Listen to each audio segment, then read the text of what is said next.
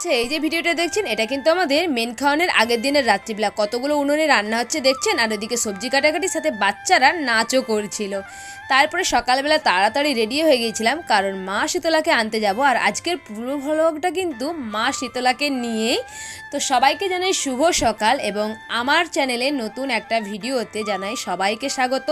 তো আজকে আমরা সকালবেলা সবাই রেডি হয়ে বাজনার সাথে নাচতে নাচতে মা শীতলাকে নিতে চলেছিলাম। ওটা মন্দির ছিল আর ওরই পাশে ছিল একটা প্রাইমারি স্কুল, যেখানে আমি কিন্তু শিশু 1 থেকে ক্লাস 4 অবধি পড়াশোনা করেছিলাম। কিন্তু এখন এই স্কুল পুরোপুরি বন্ধ হয়ে গেছে কারণ কোনো না স্টুডেন্টই নেই।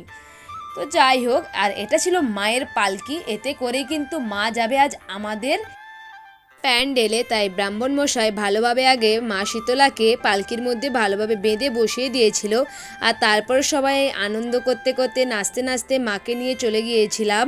আমি তো আপনাদেরকে আগেই বলেছি আমাদের পুজো কিন্তু খুব ছোটোভাবেই হয়, সাধারণভাবেই হয়, কিন্তু আনন্দটা খুব বড় পর্যায়ে হয়।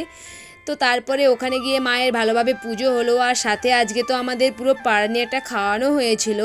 আর ওখানে না ঢাকি ছিল না, তাই আমি একটু ঢাক বাজিয়েও নিয়েছিলাম। আমার যদি ভিডিওতে কিছু ভালো লেগে থাকে অবশ্যই কিন্তু চ্যানেলটা সাবস্ক্রাইব করে দেবেন।